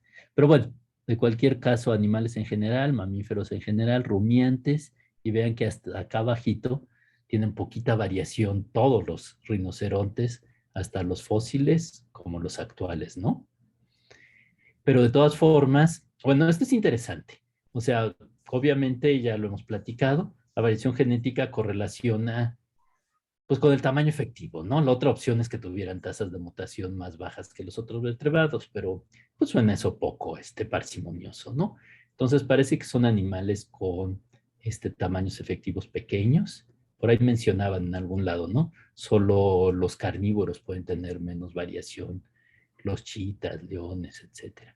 Pero bueno, de todas formas, hay tamaños efectivos tal vez chiquitos y los actuales, pues yo creo que su tamaño efectivo se debe a esta progresiva pérdida de las poblaciones, tal vez acervado, como se diga, acelerado recientemente por las actividades recientes antropogénicas, aunque luego yo tengo dudas de en cuánto tiempo se puedan ver los efectos en bichos de ciclo de vida muy largo, 10, 20 años de los últimos 100 años, ¿no? Pero bueno, esa es otra discusión que habría que simular. Y luego la figura B son las famosas corridas de homocigosis. Entonces, esto es interesante. Creo que son los bloques del genoma que son homózigos, ¿no? Y obviamente, entre más endogamia haya sucedido en más tiempo, supongo que deben de ser más grandes estos bloques de homocigosis, ¿no? Entonces, bueno, estos son los análisis finos que eventualmente queremos hacer en la genómica de poblaciones, ¿no? Analizar estos datos finos, porque también estas corridas de homocigosis yo creo que pueden ser muy útiles para detectar eventos de flujo génico, ¿no, Jaime? Porque pues cuando el flujo génico es reciente, entra todo un bloque de otra población a los genomas, ¿no? Entonces se van perdiendo estos bloques sin recombinación, etcétera. Sí, Pues bueno, nada más es que lo presentaron de una manera un poco rara, los sí, bloques de bueno, yo no entiendo homocigosis. la figura. Ahí los colores Ajá, representan el tamaño de bloque de del homocigosis. bloque. Ajá, Entre más grande sea, teóricamente hay más homocigosis, lo cual en un bicho como los rinocerontes traduciríamos como endogamia. Lo que no me gustó es que si ven las barras más pequeñitas, que justamente son las que tienen menos del color morado oscuro, eso en principio sugeriría que probablemente tengan menos homocigosis, porque sus ujú. bloques de homocigosis no son tan grandes. Pero el problema es que justamente son estos los que tienen, estos dos son los que son de fósiles, pues, o sea, tienen genomas más pequeños, genomas más complicados de Bueno, ensamblar, por lo tanto tienen fragmentos menos grandes, por lo cual es menos probable que encuentren estos fragmentos largos de. grandes. Entonces me parece que ahí ya debió haber habido una corrección por los tamaños reales de ensamble de fragmentos del Sí, genoma. y la misma cobertura de los genomas Exacto. que decían que eran grandes, pero eran como del 18 y 30%, que según yo son más bien chicas, pero bueno. Sí, no sé, a mí y la manera en cómo la presentan me parece un poquito Opaca rara. en el mejor de los Y casos. no me queda claro qué es lo que querían presentar, porque si lo que querían presentar era en términos de endogamia, creo que esta no es la mejor razón, la mejor forma, porque los genomas Claro, no son directamente no son comparables. comparables. Entonces, la verdad, está padre, creo que sí Sí, yo más la bien lo nota que es yo pensaba que interesante, estaba pero padre era la idea de los bloques de sí, homocigosis. sí, no, eso es padrísimo, pero esto sí, Que nos hablaran no de sé, la no me historia convence. evolutiva y del cuello de botella. Porque pues el dato de que tienen menos variación, pues yo sí me lo compraría, ¿no? Los recientes, pero pues habría que tener cuidado con la cobertura y los sesgos que puede haber. Acuérdense, bueno, no lo discutimos, pero el DNA fósil tiene muchos artefactos, los pedazos están degradados, hay artefactos. Luego ciertas bases siguen cambiando otras bases, pero no por mutación, sino por la degradación. Entonces hay que tener mucho cuidado con los DNAs antiguos, ¿no? Pero bueno, y otra parte interesante es como la que creo que está representada en la figura 5, que también es una figura opaca, pero la idea tiene que ver con las cargas genéticas. Y entonces la idea de la carga genética es organismos pues, con tamaños efectivos muy pequeños, pueden ir acumulando mutaciones deleterias, que eso representaría una carga genética, pero también, si el tamaño efectivo es muy chiquito, podrían purgarlas, ¿no? Entonces, pues ahí está, ¿no? El porcentaje de mutaciones que cambia el sentido, que son en principio deleterias, missense sobre silent, y una estimación de la tasa de mutación, ¿no? Entonces, en general, la mayor tasa de mutación, pues ahí está missense, y pues toda la estimación de cómo se acumula la carga genética, cómo se purga la carga genética, yo creo que es un tema fascinante y súper importante para la biología de la conservación en el futuro. Hoy en los agaves discutíamos mucho de las cosas que se propagan vegetativamente, cuánta carga genética pueden acumular, porque no hay eventos de reproducción sexual que ayuden a purgar la carga genética, ¿no? Entonces, bueno, por ahí está la información. Vean que todos los rinocerontidos quedan hacia un extremo del cociente de missense, silent y mayor tasa de mutación, y pues los humanos estamos por ahí en medio, ¿no? Pero bueno, tampoco me quedó muy claro en la lectura, excepto que creo que son datos bien importantes para el futuro de la genómica de poblaciones y de la conservación, entender mejor estos efectos de las cargas genéticas, ¿no? Ya. Sí, el doctor Jaramillo le gustan mucho estos análisis también de missense sobre silent, ¿no, Jaime? Sí, sí, el problema es que yo tampoco entendí mucho esta No, figura. pero como que se ve que ya debe haber algo bien interesante ahí. Sí, se ve muy padre. O sea, a mí, por ejemplo, no me queda claro qué hace ahí el ratón de casa en una categoría de, La más no, no sé. bajita. O sea, Least sí, o sea, me concern. queda claro, ¿no? Pero Sí, creo bueno, que que... a quien le preocupa la Ah, conservación de él. Así es que vienen también los triángulos, bolitas para la conservación, ¿no? Sí. Y ahí sí, hasta arriba en el cielo está The está Island Fox. el Fox, que bueno, no, no me quedó, o sea, está muy interesante, está muy llamativa, pero tampoco Sí, tenemos que logré. descifrarla. Y entiendo a Julián que se la haya saltado. Pero de todas formas, el punto de el genetic load creo que es muy importante para tomarlo en cuenta, y los posibles análisis de la carga genética son relativamente sencillos, pero lo de la tasa de mutación se me escapó hasta ahorita, que displayed a significant higher number of LOF, lost on function, mutaciones de pérdida de función. Ok. Bueno, pues ¿algún otro comentario? Bueno, yo también, bueno, más allá de que hay varias cosas que no me gustaron del artículo, me gustó mucho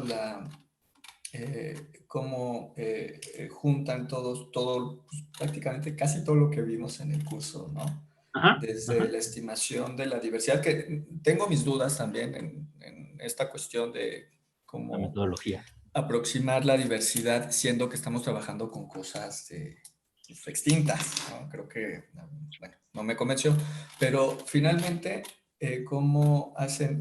Perdón, no estoy viendo la cámara porque tengo el artículo del otro lado, no piensen que no. Bueno, entonces voy a ver de este lado, aunque Da igual, para que Jaime. vean los dos. No, es que me vi en la cámara y veo que estoy volteando, pero es que el Es artículo bien lo tengo raro. en la pantalla grande.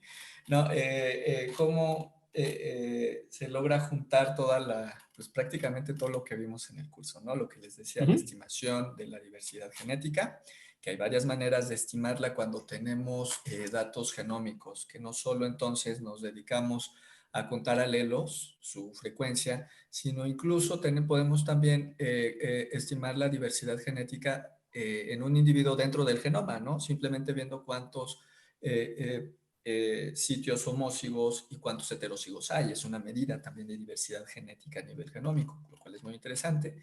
Viene también, por ejemplo, esta estimación de los bloques que tampoco nos convenció, pero bueno, finalmente es integrar esta información de los bloques de homocigosis, que nos está hablando de endogamia. Integran también el análisis que vimos, un análisis muy parecido, el de las cadenas secuenciales de Markov, de la reducción en el tamaño efectivo, lo cual también está padre. Entonces, y al final, pues el árbol, ¿no? Que está padrísimo. Entonces, esto me gustó mucho porque como que concentra todo lo que vimos en el curso, aunque no sé si de manera tan exitosa. Bueno, el arbolito está muy bonito y la pregunta central creo que la contestan bien, pero justo de cómo pasar, que era como con el tema que empezamos la clase, ¿no? Cómo pasar de una genética de poblaciones que podemos hacer con microsatélites a ver realmente todo lo que podemos interrogar con los genomas, ¿no? Y creo que este artículo es un gran ejemplo de pues, todo lo que podemos realmente exprimir y toda la cantidad de información que nosotros podemos obtener a nivel genómico. Por eso eso me gustó mucho. Y bueno, los métodos filogenéticos también me gustan. Yo no soy el experto en métodos filogenéticos, no sé, a lo mejor Eugenie dice que están bien feos. Yo digo que están bonitos. Pero una cosa que me gustó mucho del otro artículo y que no viene en los nodos, pues, donde se marca el error de los nodos, es que en el otro artículo pusieron no solo no la barra de error, sino un gráfico de la distribución posterior supongo, de los tiempos de divergencia, que yo no la había visto antes, pero me parece una manera muy ingeniosa de poner incertidumbre en los datos, que, bueno, está bonito, ¿no? El arbolito. Aquí las barritas están muy apretadas, Jaime, igual no cabía la distribución. Igual no cabían, pero en el otro, como lo pusieron también las barritas, eran, bueno, las distribucioncitas. A mí me gustó mucho eso, no se me había ocurrido que se puede hacer, porque sí se puede hacer, pues. Y eso, bueno, nada es eso, ¿no? Que está padre el artículo. Toda la universidad de Ciertamente la parte central de filogenómica, pues no hay mucha discusión. Y lo otro es lo que me entusiasma, lo mismo que dice Jaime, ¿no? Era como llegar de un enfoque como filogenómica, pero hacer inferencias relevantes sobre la genética de poblaciones, tamaños efectivos, pues hasta tasas de mutación, importancia de la selección natural, los tamaños efectivos, cómo han cambiado en el tiempo, cómo se comparan los niveles de variación entre las distintas especies. Y bueno, pues también están bien los tiempos y la misma distribución de las especies. Pues es interesante, ¿no? Sí, muy bien. También, bueno, nada más esta pregunta que no se suele hacer tanto en conservación, pero es relevante, ¿no? Cuando hay especies que ciertamente han tenido una disminución en su tamaño progresiva y que es causada, finalmente culmina por influencia antropogénica, pero también este efecto pues natural, ¿no? Que son especies que no han logrado adaptarse al menos a las condiciones ecológicas cambiantes del planeta y que probablemente se fueran a extinguir, ¿no? Ahorita pues ya no lo vamos a saber porque pues, el humano pues, se le dio en la torre, ¿no? Pero también esta idea que es muy interesante, ¿no? Porque todas las especies de rinoceronte demuestran una caída en su tamaño efectivo a lo largo del tiempo. Aunque, entonces, como esto ha sucedido por casi 1 millón de años, ¿no? Pues igual pueden irse purgando de forma natural mucho de la carga genética, que es otro de los temas que a mí siempre me ha preocupado, ¿no? De especies que son muy comunes y de repente quedan poquititos en los zoológicos que tienen estas cargas genéticas tan fuertes y que entonces hay mucha depresión por endogamia y pues se te mueren las colecciones que tienes en los zoológicos, etcétera. Mientras que estas que tienen una larga historia de endogamia, pues pueden aguantar la endogamia sin mayores problemas en muchos casos, ¿no? Pero bueno, es una discusión creo que relevante, aunque complicada y con cosas todavía como que no bien entendidas de la genética de la conservación, ¿no, Jaime? Muy bien. Eugenie, ¿cómo viste la parte filogenómica hardcore? ¿Algún comentario? ¿Por qué escogiste este artículo? Dinos más. Bueno, por la parte de filogenómica, pues porque incluyen fósiles, ¿no? Que es como una de las cosas que, pues sí, en algún momento también se intentó con genes, pero pues al tener menos región, o sea, de por sí está fragmentado y tener poquitos datos, pues se creía que era difícil, pero realmente la dificultad sigue existiendo porque pues ahora tienes muchísimos cachitos que no sabes a dónde corresponden en todo el genoma. Y hay que utilizar una estrategia que, pues bueno, de utilizar, referenciarlos, o sea, tratar de anotarlos contra varios, o sea, los diferentes genomas y pues obviamente obtuvieron cosas distintas porque pues tienen muchos datos faltantes y eso obviamente también, o sea, tiene un efecto tanto a nivel filogenético como a nivel, pues como decían ahorita, ¿no? De los análisis finos pues de genética de poblaciones, pero pues sí creo que este artículo pues trata de hacer todo ese resumen, ¿no? Por eso es que en algún momento cuando lo platicaba con Jaime le decía es que no sé si ahora es el momento o al final, porque aquí pues utilizan genomas, pero pues al final los métodos, ¿no? O sea, se pueden seguir aplicando para preguntas a este nivel. Pues creo que están todavía como que bastante, a lo mejor como en una edad temprana estos análisis para la filogenómica, pero creo que también hicieron un buen filtro de las secuencias, pues para poder compararlas, porque pues hicieron estas cosas que ahí los llaman como sliding windows, que son pues como buscar, o sea, tratar de eliminar los sitios que tienen recombinación y quedarse solamente con los sitios conservados, porque al final son especies que divergieron, pues también, no como las ranas, ¿no? Pero aquí también divergieron hace tiempo y tienen mucha variación en el genoma. Entonces, al tratar de reconstruir las relaciones filogenéticas, pues identificaron estas regiones y las probaron también como a nivel de solo los genes y pues lo que obtuvieron pues yo creo que está bastante bien soportado, entonces yo creo que eso está bien y también cómo analizaron los cambios, que es esa grafiquita donde están como las tasas de mutación, se basaron solamente en las tasas, en las mutaciones que son, pues que no codifican al mismo aminoácido, ¿no?